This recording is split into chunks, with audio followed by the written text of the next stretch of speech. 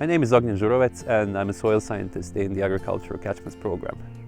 The latest addition to our monitoring network in the Catchments Programme are devices called lysimeters we installed in Timoleague Catchment over the past couple of years. So we chose Timoleague Catchment because of its dominant free draining soils and the fact that this area represents one of the most intensively farmed areas in Ireland.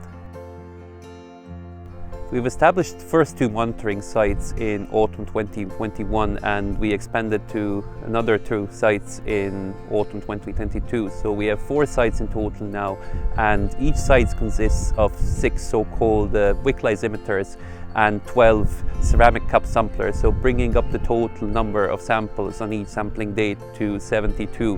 And we do the sampling every week or fortnight depending on the soil moisture conditions during the winter period when most of the drainage happens during the year.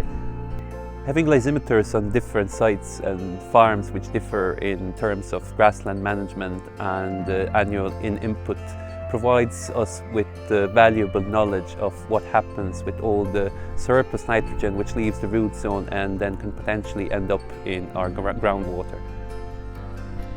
We can then link that data to our existing groundwater and surface water monitoring network in the catchment, and that will greatly improve our knowledge of the impact of farming on water quality and the measures we can implement to improve water quality.